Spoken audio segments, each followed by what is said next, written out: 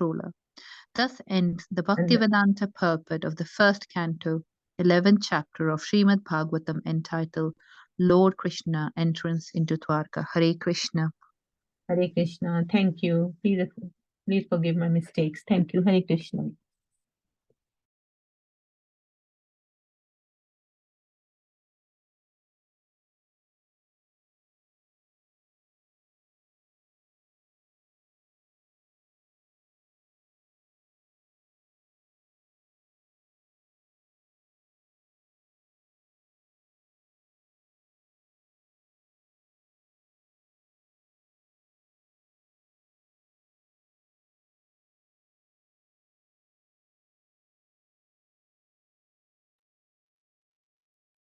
Hare Krishna, dear devotees.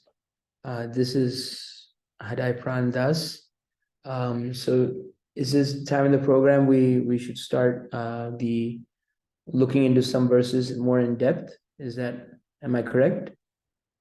Hare Krishna Prabhuji. Yes, first of all, would you mind saying the Mangalacharan before the... Thank you very much. Hare Krishna.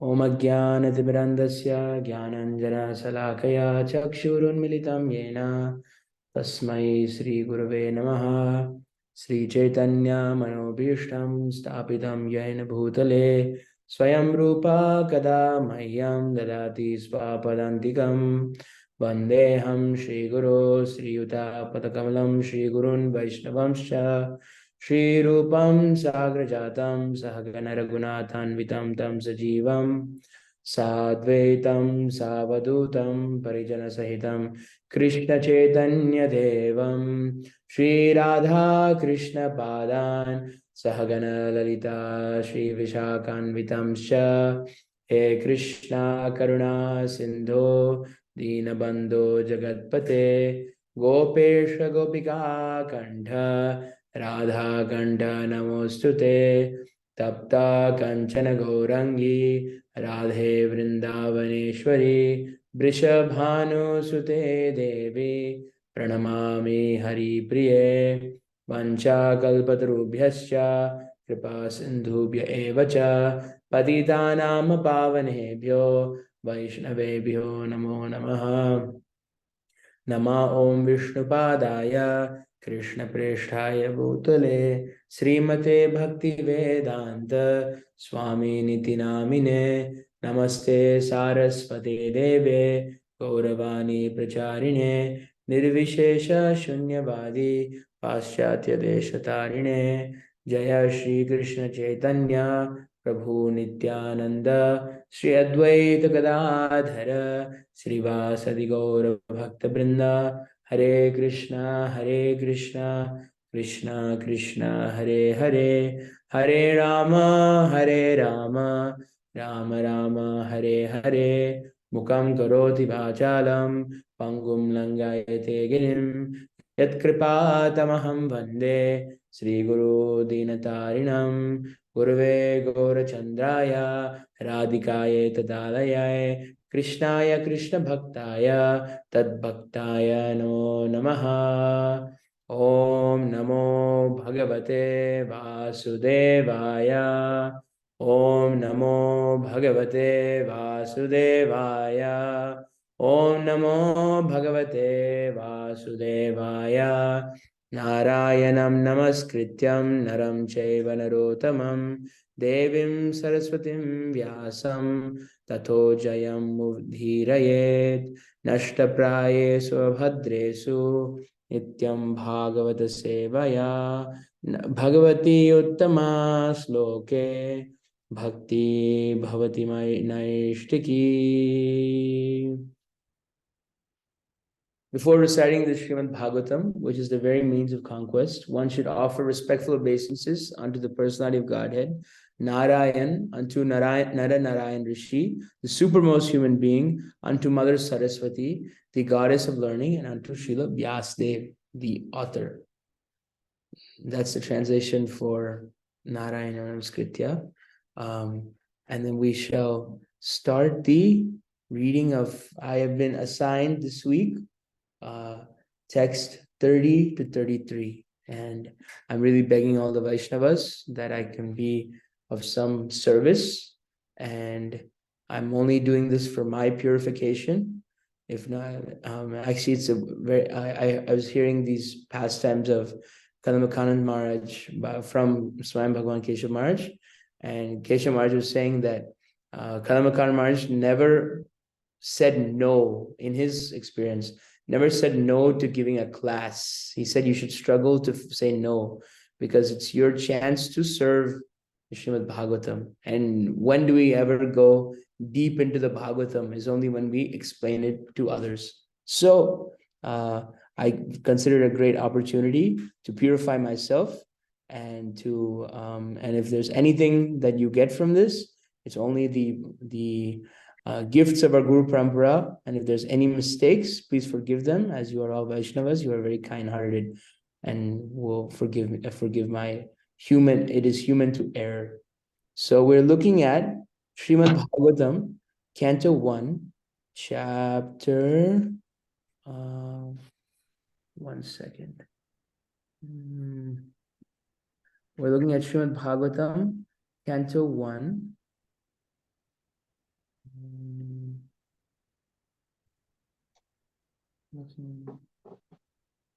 Canto 1, chapter 11, text 30 to 33, 4 verses. And the title of chapter is Lord Krishna enters into Dwaraka.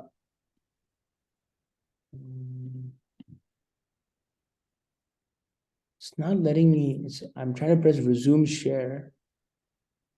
Let me try one more time. There we are.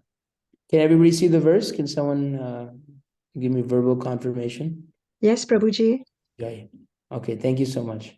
We'll read the verse and we'll read the purport and we'll see what there's to see.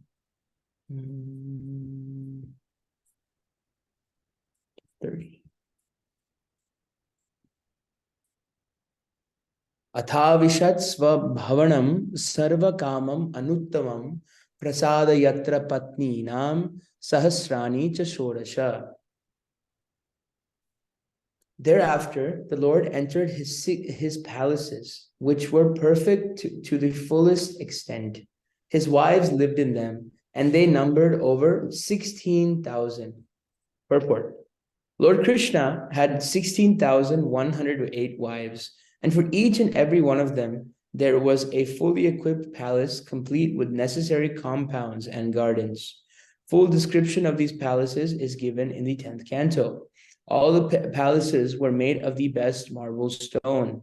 They were illuminated by jewels and decorated by curtains and carpets of velvet and silk, nicely bedecked and embroidered with gold lace. The personality of Godhead means one is full with all power, all energy, all opulences, all beauty, all knowledge, and all renunciation. Therefore, in the palaces of the Lord, there was nothing wanting for fulfilling all desires of the Lord. The Lord is unlimited, and therefore his desires are also unlimited, and the supply is also unlimited. Everything being unlimited, it is concisely described here as sarvaka, or full with all desirable equipment. Text 31. Patnya patim proshagrihanupagatam vilokya sanjata mano mahotsava uttashturaraj sahasashanashayat sakam vrate vriditalocananaha. The queens of Lord Sri Krishna rejoiced within their minds to see their husband home after a long period abroad. The queens got up at once from their seats and meditations. As was socially customary, they covered their faces shyly and looked about coyly. Purport. As mentioned above, the Lord entered his home palaces occupied by 16,108 queens. This means that the Lord at once expanded himself in as many plenary expansions as there were queens and palaces, and entered in each and every one of them simultaneously and separately. Here's another manifestation of the feature of his internal potency. He can expand himself in as many forms of a spiritual identity as he desires, even though he is one without a second. It is confirmed by Shruti Mantra that the Absolute is one alone, and yet he becomes many as soon as he so desires. These manifold expansions of the Supreme Lord are manifested as plenary and separated portions. The separated portions are representations of his energy, and the plenary portions are manifestation of his personality. Thus, the personality of Godhead manifested himself in 16,108 plenary expansions and simultaneously entered into each and every one of the palaces of the queens. This is called Vaibhav, or the transcendental potency of the Lord. And because he can do so, he is also known as Yogeshwara. Ordinarily, a yogi or a mystic living being is able to expand himself at most to tenfold expansions of his body, but the Lord can do so to the extent of as many thousands or infinitely as he likes. Unbelievers become astonished to learn that Lord Sri Krishna married more than 16,000 queens because they think of Lord Krishna as one of them and measure the potency of the Lord by their own limited potency. One should know, therefore, that the Lord is never on the level of the living beings, who are but expansions of his marginal potency. And one should never equalize the potent and the potency, although there is very little difference of quality between the potent and the potency. The queens were also expansions of the internal potency, and thus the potent and the potencies are perpetually exchanging transcendental pleasures, known as pastimes of the Lord. One should not therefore become astonished to learn that the Lord married so many wives. On the contrary, one should affirm that even if the Lord marries 16,000 million wives, he is not completely manifesting his unlimited and inexhaustible potency. He married only 16,000 wives and entered in each and every one of the different palaces, just to impress in the history of the human beings on the surface of the earth that the Lord is never equal to or less than any human being, however powerful he may be. No one, therefore, is either equal to or greater than the Lord. The Lord is always great in all respects. God is great, is eternal truth. Therefore, as soon as the queen saw from a distance their husband, who was away from home for long periods due to the battle of Kurukshetra, they all arose from the slumber of meditation and prepared to receive their most beloved. According to Yajnavalkya's religious injunctions, a woman whose husband is away from home should not take part in any social functions, should not decorate her body, should not laugh, and should not go to any relative's house in any circumstance. This is the vow of the ladies whose husbands are away from home. At the same time, it is also enjoined that a wife should never present herself before the husband in an unclean state. She must decorate herself with ornaments and good dress, and should always be present before the husband in a happy and joyous mood. The queens of Lord Krishna were all in meditation, thinking of the Lord's absence, and were always meditating upon him. The Lord's devotees cannot live for a moment without meditating on the Lord. And what to speak of the queens, who were all goddesses of fortune, incarnated as queens in the pastimes of the Lord at Dwaraka. They can never be separated from the Lord, either by presence or by trance. The gopis at Vrindavan could not forget the Lord when the Lord was away in the forest cowherding.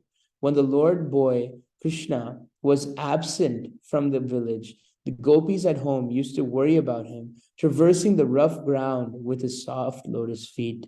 By thinking thus, they were sometimes overwhelmed in trance and mortified in the heart. Such is the condition of the pure devotees of the Lord. They're always in trance. And so the queens also were in trance during the absence of the Lord. Presently, having seen the Lord from a distance, they at once gave up all their engagements, including the vows of women as described above. According to Srila Vishwanath Chakravarti Thakur, there was a regular psychological reaction on this occasion. First of all, rising from their seat, although they wanted to see their husband, they were deterred because of feminine shyness. But due to strong ecstasy, They overcame that stage of weakness and became caught up with the idea of embracing the Lord. And this thought factually made them unconscious of their surrounding environment. This prime state of ecstasy annihilated all other formalities and social conventions, and thus they escaped all stumbling blocks on the path of meeting the Lord. And that is the perfect stage of meeting the Lord of the soul, Sri Krishna. Text 32. Tam atmajer drishtibirantaratmana dhuranta bhava parire bhire patim niruddhamapyashravad ambu netrayor villajjatatinam briguvarya vaiklavad. Translation. The insuperable ecstasy was so strong that the queens who were shy first embraced the Lord in the innermost recesses of their heart. Thus they embraced him visually, and they sent their sons to embrace him, which is equal to personal embracing. But O chief amongst the bhrigus, though they tried to restrain their feelings, they inadvertently shed tears. Purport. Although due to feminine shyness, there were many hindrances to embracing the dear husband, Lord Sri Krishna. The queens performed that act by seeing him, by putting him in the cores of their hearts, and by sending their sons to embrace him. Still, the act remained unfinished, and tears rolled down their cheeks, despite all endeavors to check them. One indirectly embraces the husband by sending the son to embrace him, because the son is developed as a part of the mother's body. The embrace of the son is not exactly the embrace of husband and wife from the sexual point of view, but the embrace is satisfaction from the affectionate point of view. The embrace of the eyes is more effective in the conjugal relation, and thus, according to Srila Jiva Goswami, there's nothing wrong in such an exchange of feeling between husband and wife. Text 33. Yadyapyaso parshvagato rahogatas tathapi tasyangri yugam navam pade pade ka virameta tatpadach chalapi yachri najahati karhichid. Although Lord Sri Krishna was constantly by their sides as well as exclusively alone, his feet appeared to them to be newer and newer. The goddess of fortune, although by nature always restless and moving, could not quit the Lord's feet. So what women can be detached from those feet, having once taken shelter of them? Purport. Conditioned living beings are always after the favor of the goddess of fortune. Although by nature she is moving from one place to another, in the material world, no one is permanently fortunate, however clever one may be. There have been so many big empires in different parts of the world. There have been so many powerful kings all over the world, and there have been so many fortunate men, but all of them have been liquidated gradually. This is the law of material nature. But spiritually, it is different. According to Brahma Samhita, the Lord is served very respectfully by hundreds and thousands of goddess of fortune. They are always in a lonely place also with the Lord. But still the association of the Lord is so inspiringly newer and newer that they cannot quit the Lord for any moment, even though they are by nature very restless and are moving about. The spiritual relation with the Lord is so enlivening and resourceful that no one can leave the company of the Lord once having taken shelter of him. The living beings are by constitution feminine by nature. The male or enjoyer is the Lord, and all manifestations of his different potencies are feminine by nature. In the Bhagavad Gita, the living beings are designated as para prakriti, or the superior potency. The material elements are apara prakriti, or inferior in potency. Such potencies are always employed for the satisfaction of the employer or the enjoyer. The supreme enjoyer is the Lord himself, as stated in the Bhagavad Gita. These potencies, therefore, when engaged directly in the service of the Lord, revive the natural color, and thus there is no disparity in the relation of the potent and potency. Generally, people engaged in service are always seeking some post under the government of the supreme enjoyer of the state. Since the Lord is the supreme enjoyer of everything in or outside the universe, It is happiness to be employed by him. Once engaged in the supreme governmental service of the Lord, no living beings wishes to be relieved from the engagement. The highest perfection of human life is to seek some employment under the Lord's supreme service. That will make one extremely happy. One need not seek the moving goddess of fortune without the relation of the Lord. Hare Krishna. So I'd like to thank everybody for taking time out of their day to come and hear from the Srimad Bhagavatam.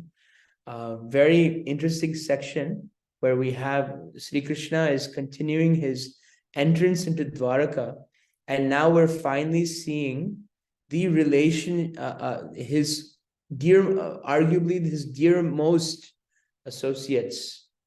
Even though Krishna declares in Bhagavad Gita that he is samoham sarva bhuteshu name dveshto sinapriya ye bhajantya tumam bhaktya maite teshu chapyaham.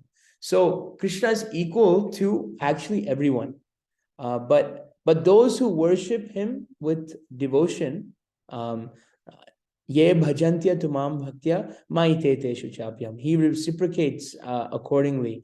And arguably some of the best devotees in the world are of the Lord are the queens of Dwaraka, and you can see their hearts are coming when he's entering.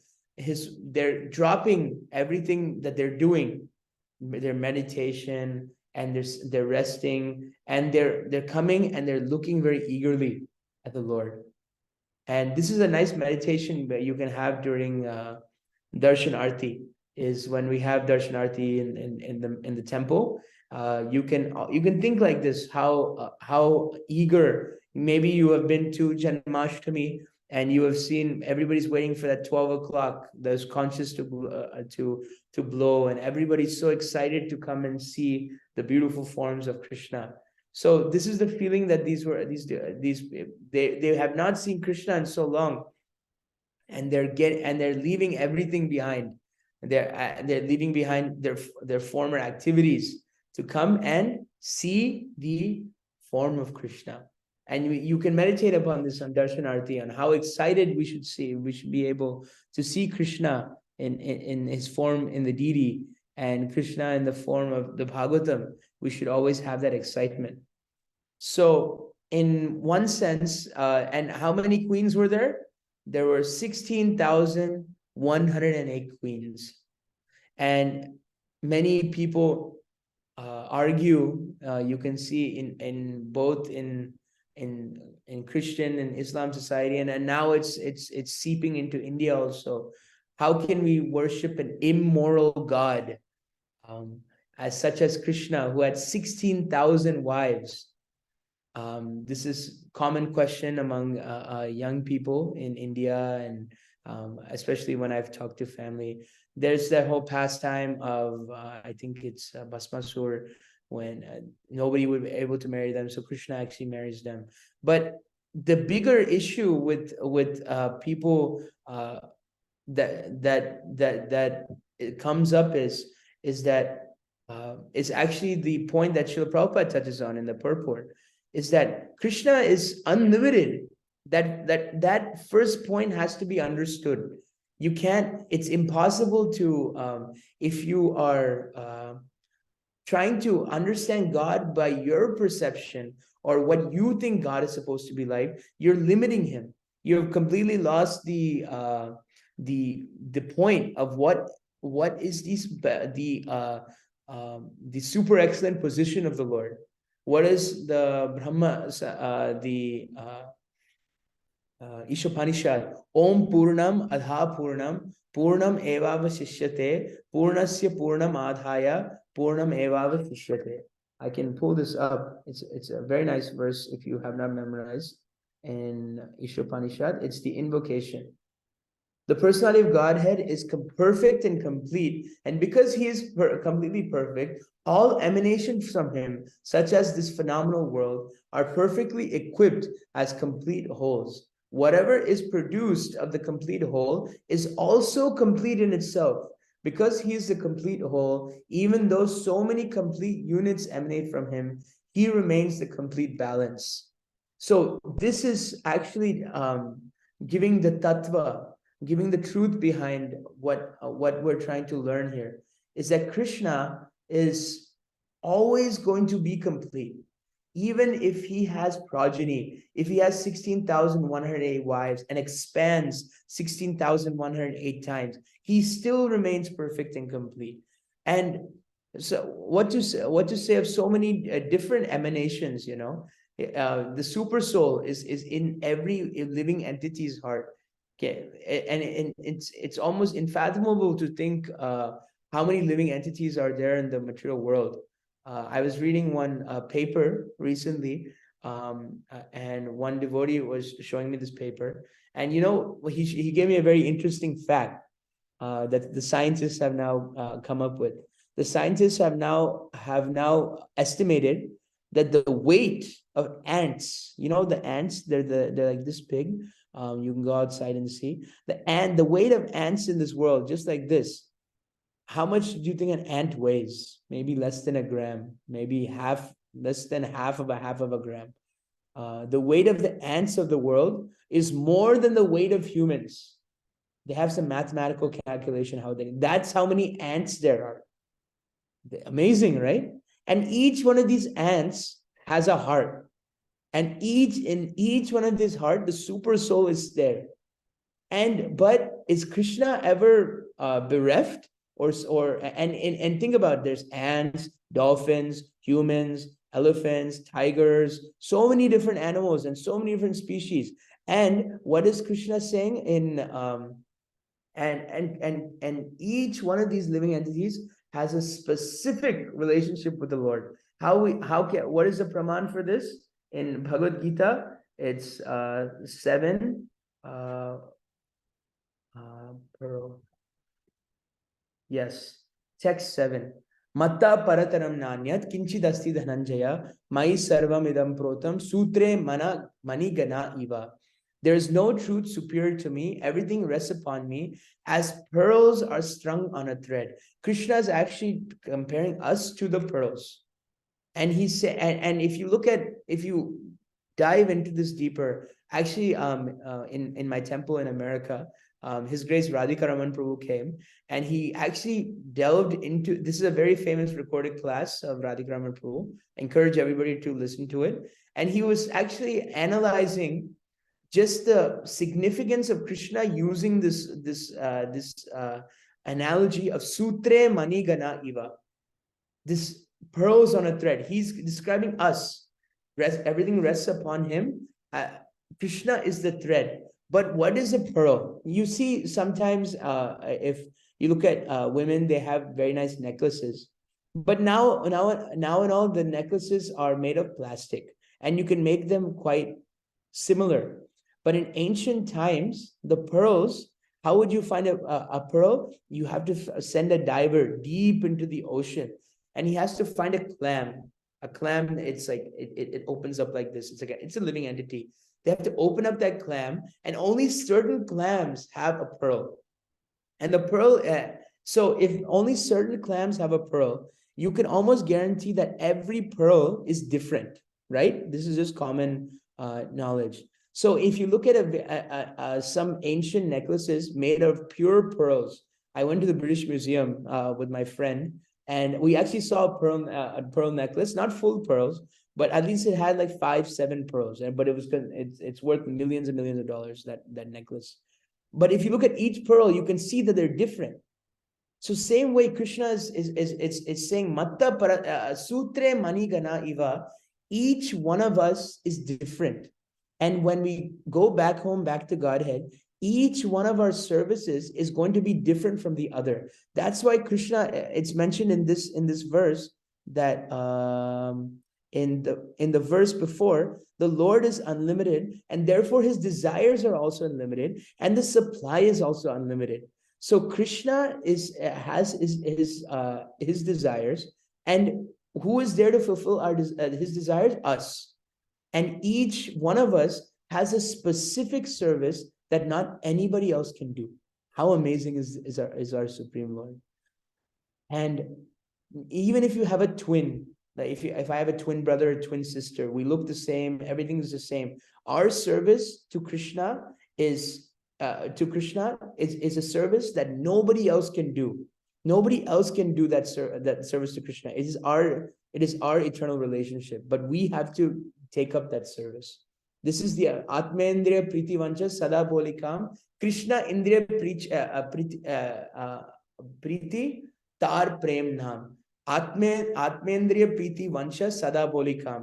So to gratify the senses of this body, of ourselves, Sada Bolikam is considered lust. But Krishna Indriya Priti, if you gratify the senses of Krishna, Tada Prem Nam. That is called Prem, as this is mentioned in Chaitanya Charitamrita. So this is one of the problems that the materialists run into, that they want to understand God. They're thinking that God can't do this. God can't enter the material world. God can't be limited to 16,000 wives. First of all, what is your qualification to even limit God in such a way? Krishna is all attractive, all powerful, all beautiful. But what is our qualification to say who God is and what God is not? So this is one of the points of this verse. God is. So I would like to go to this verse, and the queens are actually remembering in great bhav that they're trying to stop the tears, but they even in the last verse, in the last chapter, the ladies of Hastinapur are trying to check the tears, but because when there are tears, it's actually quite inauspicious. So whenever a body fluid is coming out of the body, this is a principle, it is considered actually quite inauspicious, except for the pure devotees of the Lord, who can cry for Krishna, and that's actually quite nice. But on a social level, when body fluids are spilled, tears and other fluids, it's considered inauspicious. That's why when Krishna is Shishupal, the chakra is going and cuts the head of Shishupal, it's described that there's no blood that comes out, because they're in the middle of doing a yajna, so they didn't want to make the place inauspicious. So that's one of the reasons also mentioned. So the queens wanted to check their tears, but they inadvertently shed tears. And Srila Prabhupada, and in this verse actually, it brings it all together. And Prabhupada's talking about Lakshmi, the goddess of fortune. And goddess of fortune, there's a name, Lakshmi Devi has another name, Chanchalam. And where have we heard the word Chanchalam before? Arjuna is describing the mind as Chanchalam. Chanchalam hi mana Krishna pramati bhalavad didham tasya graham nigraham manye. And what is he saying? Vayur iva saduskaram. The mind is is moving. It's always moving like wind, a boat. Vayur eva saduskaram. A boat is moving on the wind. So Chanchalam means Lakshmi Devi is always moving. And this is actually a very important point. There's Srila Prabhupada is saying there have been so many big empires in different parts of the world. There have been so many powerful kings in the world, and there have been so many fortunate men, but all of them have been liquidated gradually. So no empire has ever lasted forever. Even Krishna's own dynasty has not, Yadu dynasty has not lasted. What to speak of puny little societies like Great Britain or USA or Australia? These things are always changing. There's creation, then there's then they conquer land, then they have offspring, and it dwindles, and then they pass away. So the Roman Empire was so big. It stretches from Rome, Italy, to West Africa, to the Middle East. It crumbled. And so, and many of these societies will also crumble, because that is the nature of the material world, is that it's everything is temporary. And if there is one society that'll stay, first of all, the bodies itself will crumble. I was hearing a nice pastime by one devotee here. So this person is a disciple of His Holiness Bhakti Char Maharaj, and Bhakti Char Maharaj went to a rich person's home, and this rich person was like a billionaire, like probably a millionaire, a billionaire. And for every million he made, he would put a sticker or like a tag on his fridge. You know how we have stickers on the fridge? We put our reminders and things like that. So every $1 million he made, he would put a sticker on the fridge. And Bhakti Char Maharaj saw this, or Bhakti Char Maharaj maybe has related this story. And the sadhu sees this. The sadhu comes and sits down, has dinner with, and then very nice. And the sadhu finally goes at the end of the day, when he's leaving, he sees the fridge. And then he says, I need one thing in this world. Can you do this service for me? And then the rich man is very pious. He said, yes, I will do anything you ask me to, dear sadhu. And then the sadhu brings out a pin, and he gives the pin to the rich person. And the rich person sees it, and he's like, what should I do with this pin? And then the sadhu said, you should give it back to me. When should I give it back to you, sadhu? Oh, please give it to me in my after you have died, and after I have died, in our next lives. Can you give it to me in my next life? And the person was like, no, actually, I cannot take this pin into the next life. After I'm dead, I'm gone. So, and then the sadhu says, if you cannot even bring this small pin into this world, into the next life, what can you say of all these millions of dollars? So this is the point. Money cannot stay. Everything is stripped away from us. Harisyeta dhanam shanai.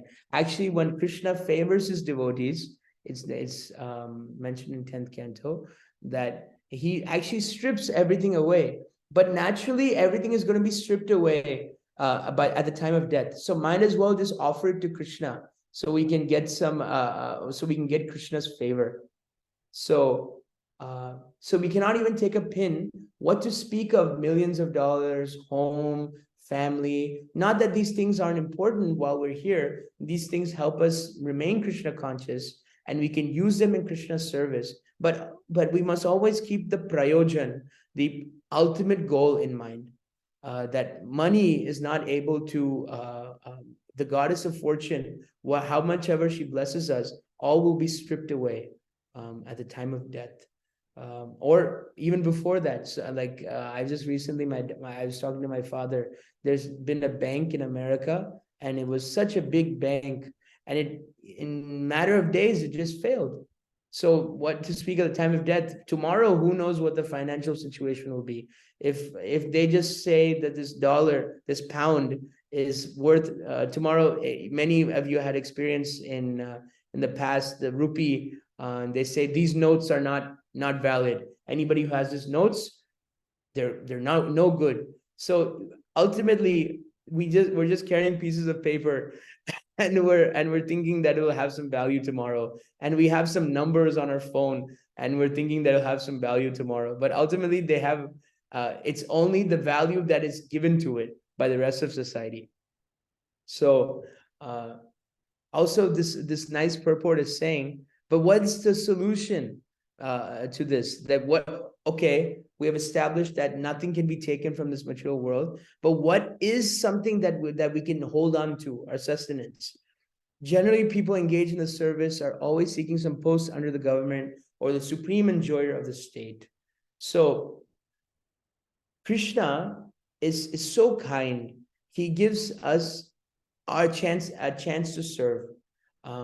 One devotee was saying in a class is that we should be very careful about our language. Our language is not "I have to serve." The language is we get to serve. We have the opportunity to serve Krishna, and so many people in this world don't get this opportunity. And if we just stick to this service of the Lord, then everything can be everything can reach its perfection. Our money can be established in its perfect position. Our home can be established in its perfect position. So Srila Prabhupada is saying that will make one happy. One does not seek the moving goddess of fortune without the relation to the Lord. Lakshmi Devi likes to come where Narayan is. People like to, nowadays, people want to have Narayan without Lakshmi, Ram without Sita, Krishna without Radha. This is actually apasampradayak. This is not actually our philosophy. But real intelligent people, when they worship Krishna, money naturally comes. And it comes in ways that you won't even imagine. Like for example, Srila Sanatana Goswami, his Madan Gopal Didi, when he was he's saying, you know, Madan Gopal is asking Sanatana Goswami, please, he's making bhati. Bhati is like it's like atta flour with water, and they make hard balls. I had this in Vrindavan, and they still serve it at Madan Mohan Mandir. If you go there, so they're serving bhati, and this bhati didn't even have salt. And Madan Mohan, imagine the deity is asking Sanatana Goswami, can you please put some salt in this at least? You know? And then Sanatana Goswami, what is his reply? He said, if I give you salt today, I have to give you this tomorrow. I can't. I have to write all these books. I have to do some service. I have to build you this temple. And what happens to Sanatana Goswami? A ship wrecks. And what is on there? I think it is salt, and somehow Sanatana Goswami is asked the merchant of that ship, a very wealthy man, to build a temple, and that is the exact same temple we see in Vrindavan of Radha Madan Mohan. So just see, the Lord provides. And for example, just a real example I like to give. When we were doing, we do this thing called Sacred Street Party, which we do once a week here. All the youth go out and we do Harinam in different places. So we were in Kingsbury, and we were right across a fruit and vegetable store in the main high street. And we just sat there and we did Harinam. And some pilgrim, actually, we were thinking, you know, will they take books? Will they, and we were thinking, will people give a donation? And we were just going there and we're seeing what's happening. And somebody actually brought a fruit and put it in front of our Harinam. And I think so, the Chaitya Guru in the heart inspired a few people. And by the end of the Harinam, you know what happened? The whole front of the Harinam was full of fruits. Was at least 14 boxes of fruits we got during that day.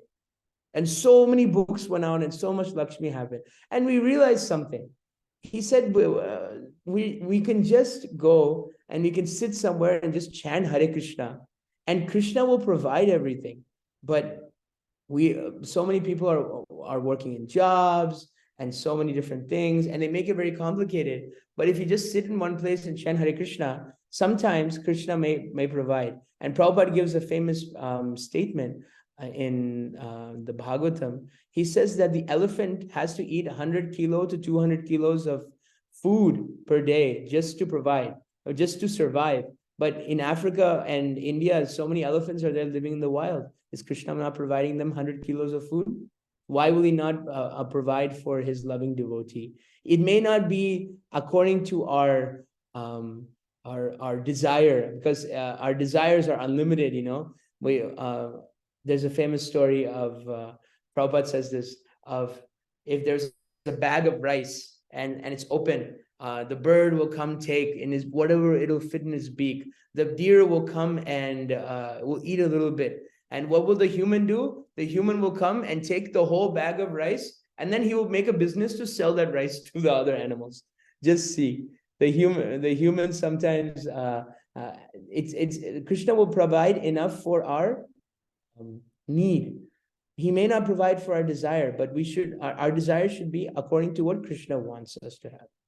So I covered some points. We covered, comparing God to oneself is not a good idea. We compared how the tears of the queens were not stopping even because of their affection of love, and we compared to find some service or some employment. Employment under the Lord. You can get employment. And what is Krishna, and what will Krishna give you in repayment? He says actually to the gopis that I'm not able to repay you but for what you have. And Krishna will try. You want dana, mana, you want sundarim, you want so many things. And we Chaitanya Mahaprabhu says, na dhanam, na janam, na sundarim.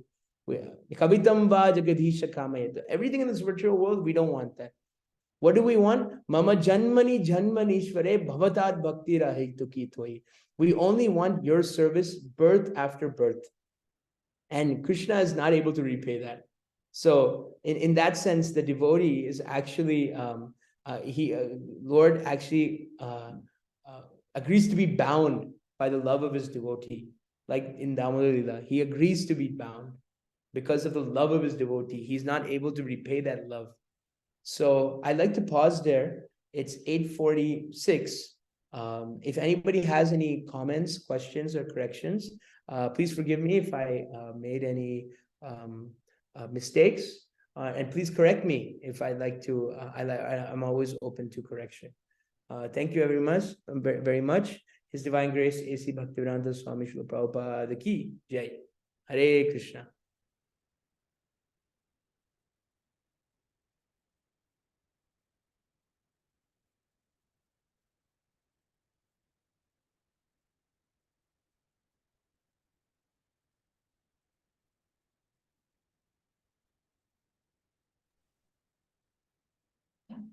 Hare Krishna, Hadai Pandit Prabhu, Hadai Pran Prabhu. Hare Krishna, Prabhuji. Thank you for a wonderful session. I think we need you more often so that we both get the wonderful association of Srimad Bhagavatam. Oh, Krishna, the Bhagavatam's always... Thank you very much. It's a refreshing one, and we enjoyed that very much. Thank you, Chandra Chaitanya Prabhu. Please bless me. Hare Krishna. Hare Krishna. Hare Krishna. Any other comments or questions?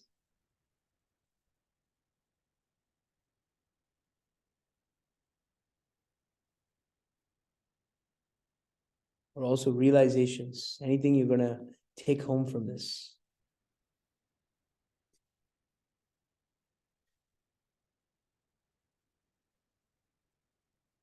So if not, then we can pause our reading of the Bhagavatam for this week, for today, and we will continue next time. So Grantaraj Srimad Bhagavatam ki jai. Jai. Wonderful class. Prabhupada ki jai. Itai Gaur Sitanath Premanande. Hare Hare Krishna. Thank you. Hare Krishna. So Thank much. you, Hare Prabhuji. Krishna. Thank Fantastic you. class. Nice Thank you class, so Prabhuji. much. Thank you. Vaishnavebhyo Thank you, namo Prabhu. namaha. Hare Krishna. Hare Krishna. Hare Krishna. Hare Hare Krishna. Krishna. Thank you so much. Hare